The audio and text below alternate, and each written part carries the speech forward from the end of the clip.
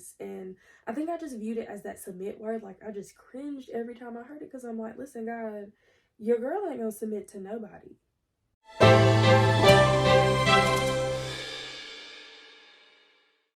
This episode is titled, Lord, If He's Not For Me, ... Now, y'all, this one was definitely one for me that I was just like, God, am I like, what's the word? Do I have enough experience to actually talk about this? Because, y'all, your girl's romance journey is not that well equipped. Like, I don't know that much, but more so that gave me a reason to kind of like research and know things. So the scripture that we're going to use for this one is 1 Peter 3:1-5 and 7, which is insane because I actually just finished reading 1 Peter because that was the next thing that God led me to. So it says, wives, in the same way, submit yourselves to your own husbands, so that if any of them do not believe the word, they may be won over without words by the behavior of their wives, when they see the purity and reverence of your lives. Your beauty should not come from outward adornment, such as elaborate hairstyles and the wearing of gold jewelry or fine clothes. Rather, it should be that of your inner self, the unfading beauty of a gentle, quiet spirit, which is of great worth in God's sight. For this is the way the holy women of the past, who put their hope in God, used to adorn themselves. They submit themselves to their own husbands. Husbands, in the same way, be considerate as you live with your wives, and treat them with respect as the weaker partner and as heirs with you of the gracious gift of life, so that nothing will hinder your prayers. And that is the NIV version. Sorry, I don't know why I said NIV version. You international. Sorry, y'all. I am gonna pause a few minutes to just drink some Gatorade. Like I said, I'm sick, so I have a Gatorade with me.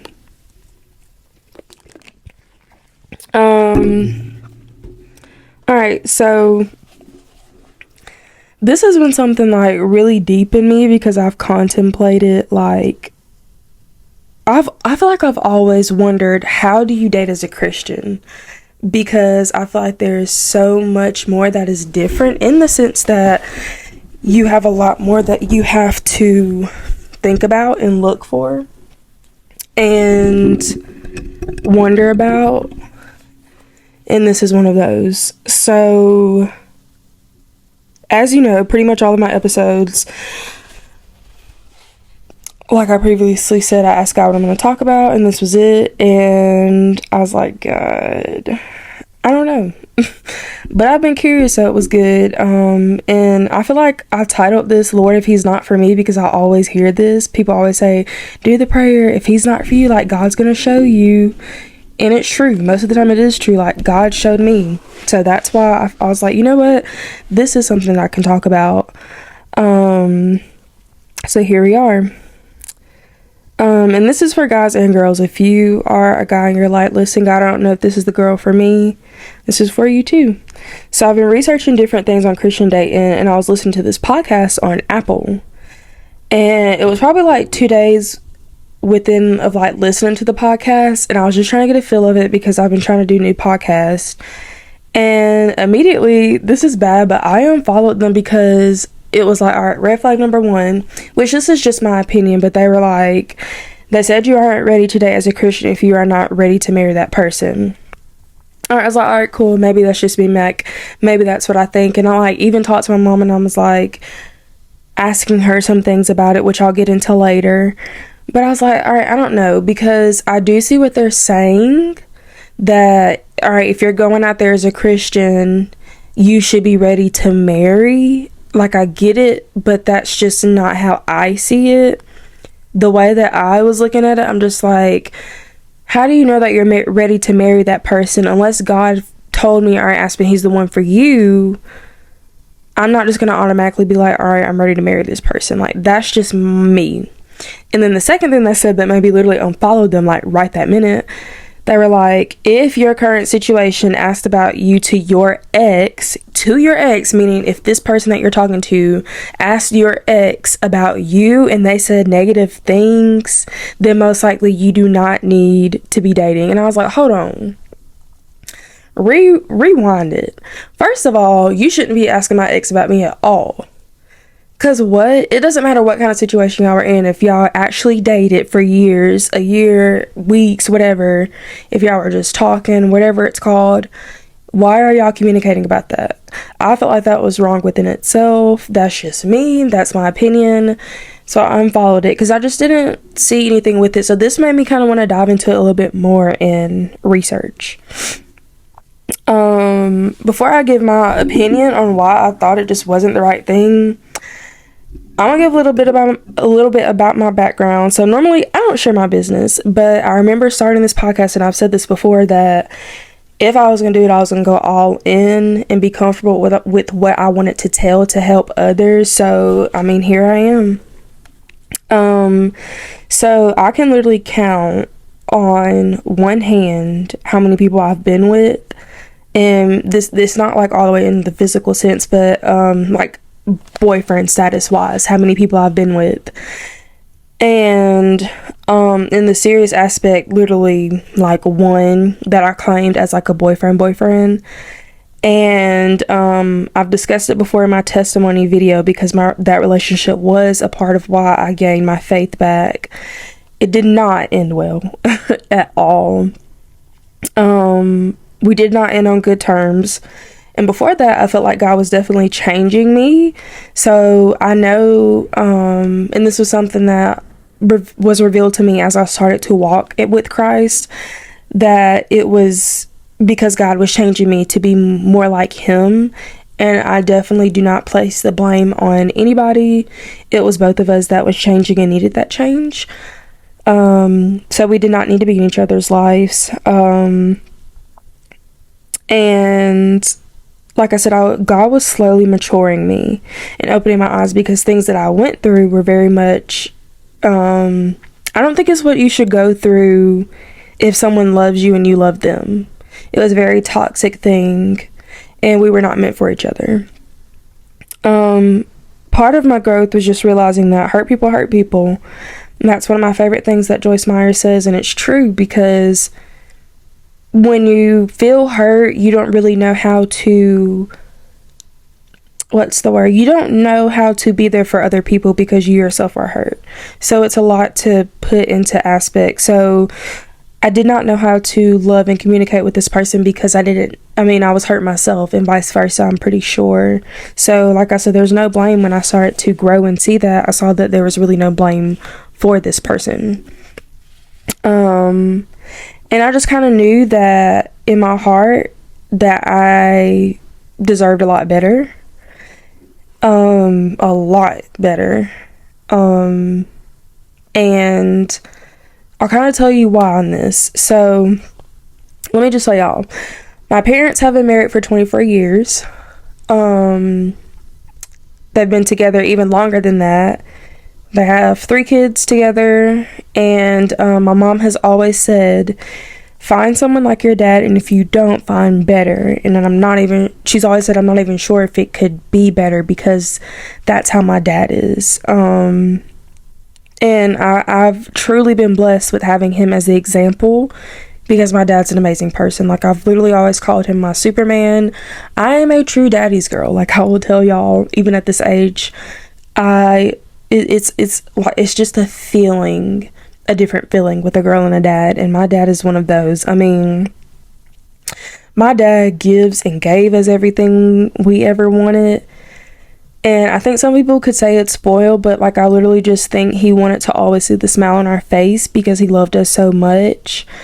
And it's just the way that my dad made me feel in the aspect of how I knew I needed to be treated by another man. Like, to this day, my dad will still compliment my hair, y'all. Like, it could be like this, and my dad's like, oh baby, I love how you got your hair done. It could be anything, and he's like, did you do something in your hair? And he's like, you look so pretty. Or it could be an outfit I'm wearing, and he'll compliment me, or my nails. And if I'm hurting in any way, my dad always makes sure that I'm physically and mentally okay. I mean, y'all, like, if you know my dad, y'all, this man still holds my hand at 24 years old when I walk across the street. Like, My mom is so funny because she'll be like, she can walk across the street, she's a grown woman, but he's like, still like, this is my baby girl, like I'm gonna hold her hand. And I don't jerk away, because those are the moments that I'm like, this is how I need to be treated. And I know that when I don't have that anymore from him, I mean, like, I'm just taking it all in now.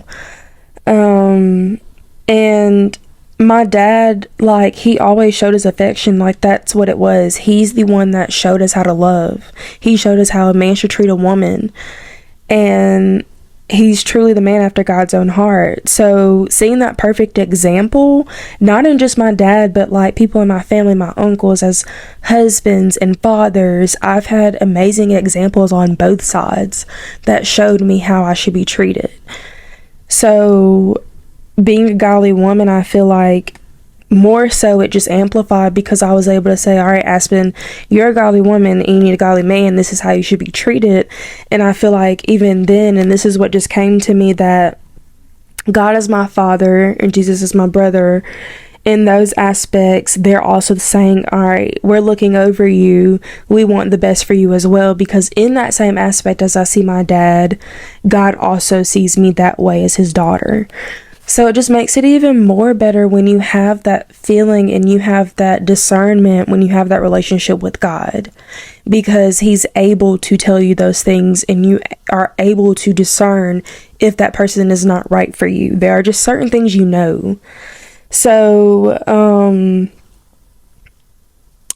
let me just tell y'all this.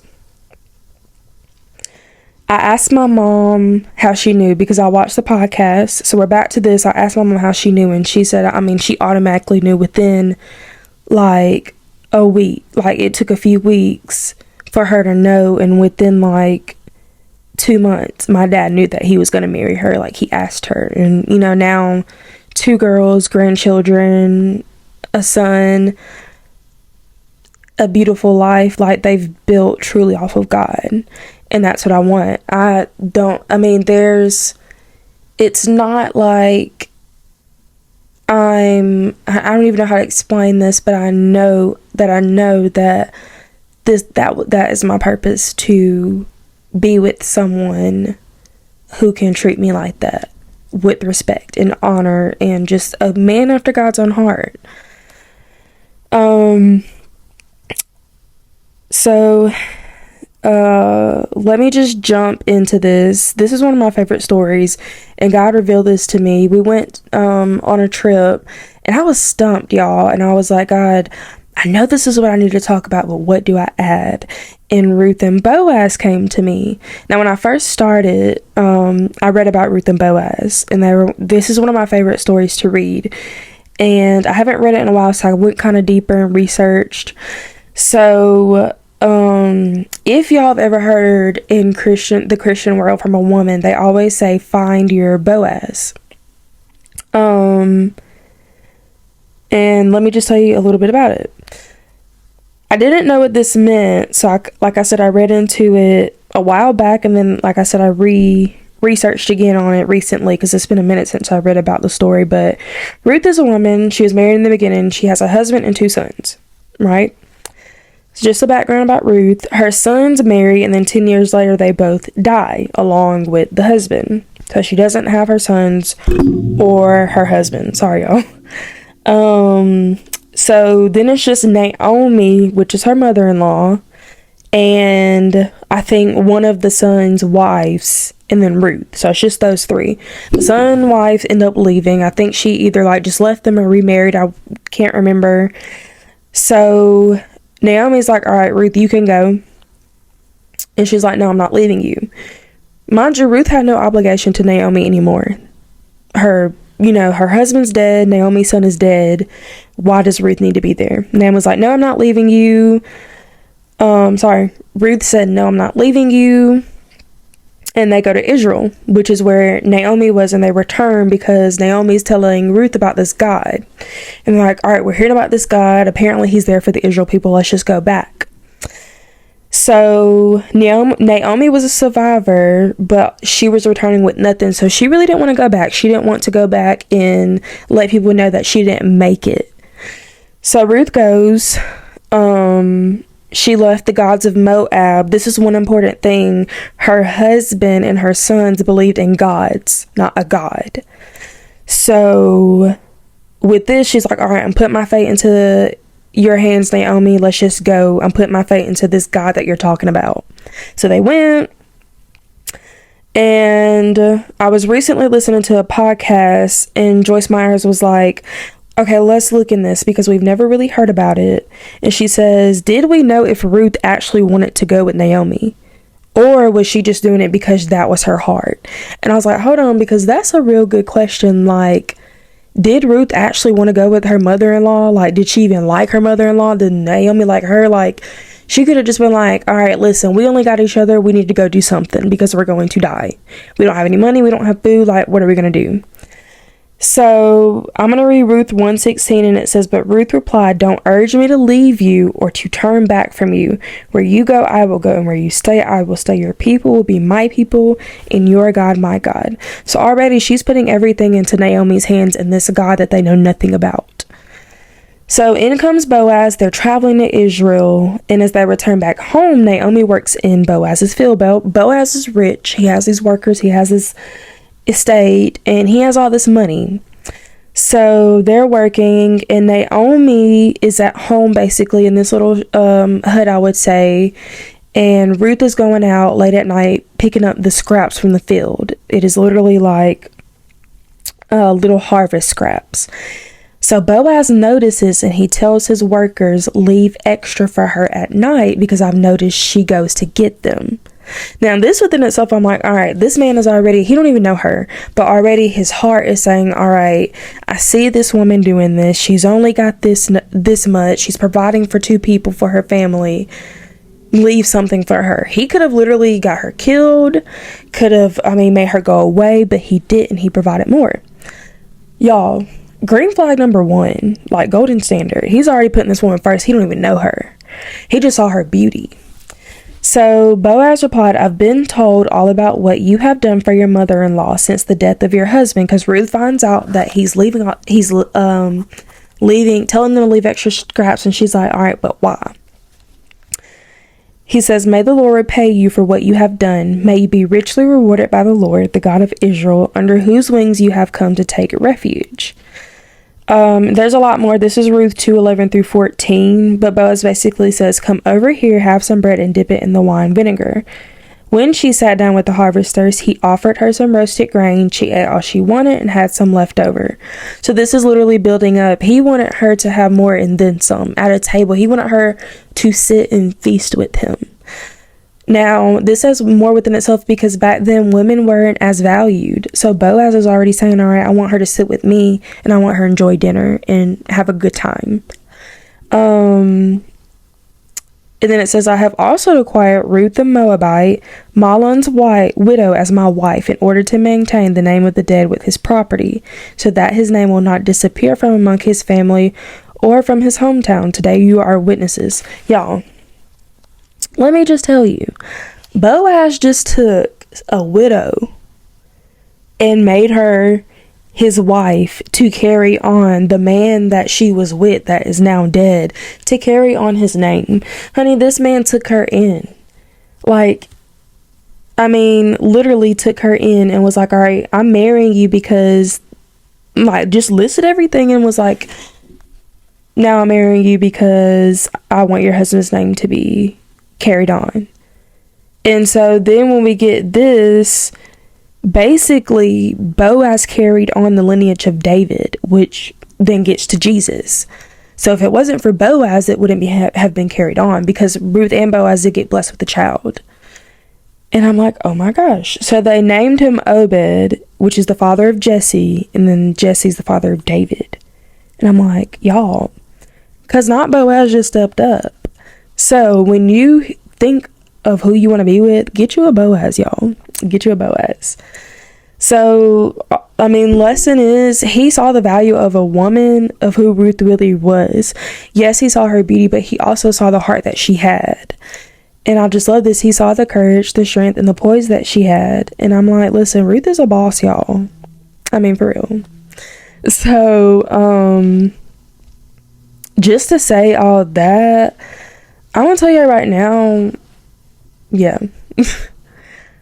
I have always said, literally, like in my notes, I think I have like the Boaz of my life or something. I can't remember, but leading to that, if you've ever written like a list or you've heard somebody write a list, I'm about to put y'all on.